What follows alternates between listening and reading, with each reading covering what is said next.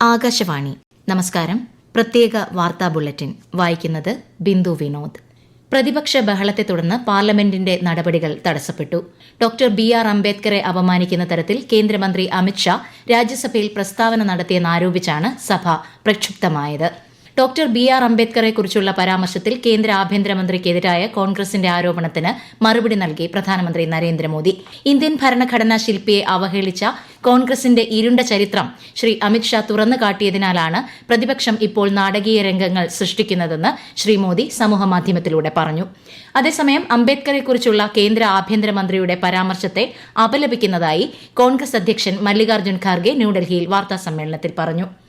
കഴിഞ്ഞ 10 വർഷത്തിനിടയിൽ രാജ്യത്തെ കമ്മ്യൂണിറ്റി റേഡിയോ സ്റ്റേഷനുകളുടെ എണ്ണത്തിൽ ഏകദേശം 3 ഇരട്ടിയിലേറെ വർധനയുണ്ടായതായി കേന്ദ്ര സഹമന്ത്രി എൽ മുരുകൻ. 308 ജില്ലകളിലായി 522 കമ്മ്യൂണിറ്റി റേഡിയോ സ്റ്റേഷനുകൾ കമ്മീഷൻ ചെയ്തിട്ടുണ്ടെന്ന് ലോക്സഭയിൽ രേഖാമൂലമുള്ള മറുപടിയിൽ മന്ത്രി പറഞ്ഞു. രാജസ്ഥാനിൽ പരിശീലനത്തിനിടെ 2 ഇന്ത്യൻ സൈനികർ കൊല്ലപ്പെടുകയും ഒരാൾക്ക് പരിക്കേൽക്കുകയും ചെയ്തു. ബിക്കാനീറിൽ മഹാജൻ ഫീൽഡ് ഫയറിംഗ് റേഞ്ചിലാണ് സംഭവം. പരിശീലനത്തിന്റെ ഭാഗമായി ടാങ്കിൽ വെടിമരുന്ന് കയറ്റുന്നതിനിടെ ചാർജർ പൊട്ടിത്തെറിച്ചാണ് സൈനികർ കൊല്ലപ്പെട്ടതെന്ന് പ്രതിരോധ വക്താവ് അറിയിച്ചു. കേരള രാജ്യാന്തര ചലച്ചിത്രമേളയുടെ 6ാം ദിനത്തിൽ തിയേറ്ററുകളിൽ മികച്ച പ്രേക്ഷക പങ്കാളിത്തം. ചലച്ചിത്രങ്ങളുടെ ആദ്യ പ്രദർശനം പോലെ തന്നെ മനസ്സിൽ പതിഞ്ഞ സിനിമകൾ ഒരിക്കൽ കൂടി കാണാനുള്ള അവസരവും പ്രയോജനപ്പെടുത്തുകയാണ് ചലച്ചിത്രപ്രേമികൾ. രാജ്യാന്തര ചലച്ചിത്രമേളയോടനുബന്ധിച്ച് മാധ്യമ പുരസ്കാരങ്ങൾക്ക് അപേക്ഷ ക്ഷണിച്ചു. ചലച്ചിത്രോത്സവം റിപ്പോർട്ട് ചെയ്യുന്ന പത്ര, ദൃശ്യ, ശ്രവ്യ, ഓൺലൈൻ മാധ്യമങ്ങൾ റിപ്പോർട്ടുകളുടെ പകർപ്പ് സഹിതം നാളെ ഉച്ചയ്ക്ക് 1 മണിക്ക് മുൻപ് മീഡിയ സെല്ലിൽ അപേക്ഷ സമർപ്പിക്കണം. ഇൻവെസ്റ്റ് കേരള ആഗോള നിക്ഷേപക സംഗമം അടുത്ത വർഷം ഫെബ്രുവരി 21-22 തീയതികളിൽ നടത്തുന്നതിന് സംസ്ഥാന മന്ത്രിസഭായോഗം അംഗീകാരം നൽകി.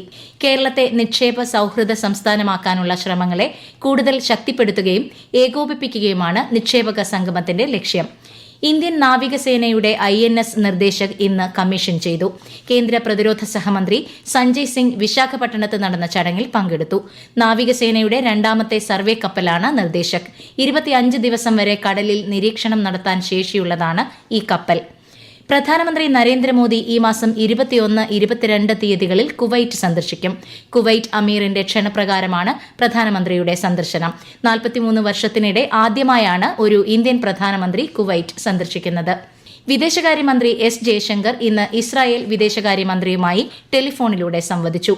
ഇസ്രായേലിലെ നിലവിലെ സാഹചര്യങ്ങളെക്കുറിച്ചും ഇരു രാജ്യങ്ങളും തമ്മിലുള്ള ഉഭയകക്ഷി ബന്ധം ശക്തിപ്പെടുത്തുന്നത് സംബന്ധിച്ചും ചർച്ച ചെയ്തതായി ശ്രീ ജയശങ്കർ സമൂഹമാധ്യമത്തിൽ കുറിച്ചു. ട്രെയിൻ സമയത്തിൽ മാറ്റം. ഇന്ന് വൈകുന്നേരം 5:25 കന്യാകുമാരിയിൽ നിന്നും പുറപ്പെടേണ്ടിയിരുന്ന കന്യാകുമാരി ദിബ്രുഗഡ് എക്സ്പ്രസ് രാത്രി 11:30 ഇന്ന് വൈകുന്നേരം 6:10 കോട്ടയത്ത് നിന്നും പുറപ്പെടേണ്ടിയിരുന്ന കോട്ടയം ഹൈദരാബാദ് ശബരി സ്പെഷ്യൽ രാത്രി 8:45 പുറപ്പെടുമെന്ന് റെയിൽവേ അറിയിച്ചു. കവിയും മുൻ ചീഫ് സെക്രട്ടറിയുമായ കെ ജയകുമാറിന് കേന്ദ്ര സാഹിത്യ അക്കാദമി പുരസ്കാരം. പിങ്കളകേശിനി എന്ന കവിതാ സമാഹാരത്തിനാണ് പുരസ്കാരം. ആകെ 24 ഭാഷകളിൽ 21 എണ്ണത്തിലേക്കുള്ള പുരസ്കാരമാണ് പ്രഖ്യാപിച്ചത്. ISROയുടെ ഗഗൻയാൻ G1 വിക്ഷേപണ ക്യാമ്പയിൻ ആരംഭിക്കുന്നു. ഗഗൻയാന്റെ ആദ്യത്തെ അൺക്രൂഡ് ഫ്ലൈറ്റിനായി ഹ്യൂമൻ റേറ്റഡ് LVM-3 അസംബ്ലിക്കാണ് തുടക്കമാകുന്നത്. ഇന്ത്യയുടെ ഭാവി ബഹിരാകാശ അഭിലാഷങ്ങളിലേക്കുള്ള ഒരു പ്രധാന ചുവടുവയ്പ്പാണ് ഇത്. പട്ടികജാതി വികസന വകുപ്പിന്റെ ITIകളിൽ നിന്ന് വിവിധ കോഴ്സുകൾ പാസായി ഒഡെപെക് മുഖേന UAEയിൽ ജോലി ലഭിച്ച 54 വിദ്യാർത്ഥികൾക്ക് മന്ത്രി OR കേളു വിസ കൈമാറി. ഈ മാസം 20-23 തീയതികളിൽ വിദ്യാർത്ഥികൾ യാത്ര തിരിക്കും. യാത്രാ ചെലവുകൾക്ക് പട്ടികജാതി പട്ടികവർഗ വികസന കോർപ്പറേഷൻ സാമ്പത്തിക സഹായവും ലഭ്യമാക്കിയിട്ടുണ്ട്. തിരുവനന്തപുരം പാളയം സാഫല്യം കോംപ്ലക്സിന് പുറകിൽ സ്മാർട്ട് സിറ്റി പദ്ധതിയുടെ ഭാഗമായി നിർമ്മിച്ച പാർക്കിംഗ് സമുച്ചയത്തിൽ നാളെ മുതൽ പാർക്കിംഗ് ആരംഭിക്കും. 302 കാറുകൾക്കും 200 ഇരുചക്ര വാഹനങ്ങൾക്കുമുള്ള പാർക്കിംഗ് സൌകര്യം ഇവിടെ ലഭ്യമാണ്. തെക്കു പടിഞ്ഞാറൻ ബംഗാൾ ഉൾക്കടലിന്റെ മുകളിലായി സ്ഥിതി ചെയ്തിരുന്ന ന്യൂനമർദ്ദം കൂടുതൽ ശക്തമായി. അടുത്ത 24 മണിക്കൂറിനുള്ളിൽ വടക്കൻ തമിഴ്നാട്, തെക്കൻ ആന്ധ്രാപ്രദേശ് തീരത്തിന് സമീപത്തേക്ക് നീങ്ങാനാണ് സാധ്യത. സംസ്ഥാനത്ത് അടുത്ത 5 ദിവസം ഒറ്റപ്പെട്ട നേരിയ മഴയ്ക്ക് സാധ്യതയെന്നും കേന്ദ്ര കാലാവസ്ഥാ വകുപ്പ് അറിയിച്ചു. മഞ്ഞപ്പിത്ത രോഗം റിപ്പോർട്ട് ചെയ്ത കണ്ണൂർ ജില്ലയിലെ തളിപ്പറമ്പ് മേഖലയിൽ ജില്ലാ മെഡിക്കൽ ഓഫീസറുടെ നിർദ്ദേശപ്രകാരം ജില്ലാ ആരോഗ്യ വകുപ്പിന്റെ പ്രത്യേക സ്ക്വാഡ് വ്യാപക പരിശോധന നടത്തി. ഹോട്ടലുകൾ, റെസ്റ്റോറന്റുകൾ, കൂൾ ബാറുകൾ എന്നിവ കേന്ദ്രീകരിച്ച് സ്ക്വാഡ് നടത്തിയ പരിശോധനയിൽ നിരവധി ചട്ടലംഘനം കണ്ടെത്തി. വെർച്വൽ അറസ്റ്റിലായിരുന്ന കോട്ടയം ചങ്ങനാശ്ശേരി സ്വദേശിയായ ഡോക്ടറെ മോചിപ്പിച്ച് പോലീസ്. പണമിടപാടിനെക്കുറിച്ച് സംശയം തോന്നിയ SBIയുടെ ആഭ്യന്തര സുരക്ഷാ സംവിധാനമാണ് തട്ടിപ്പ് പുറത്തുകൊണ്ടുവന്നത്. പ്രത്യേക വാർത്താ ബുള്ളറ്റിൻ കഴിഞ്ഞു. അടുത്ത വാർത്താ പ്രക്ഷേപണം നാളെ രാവിലെ 6:45.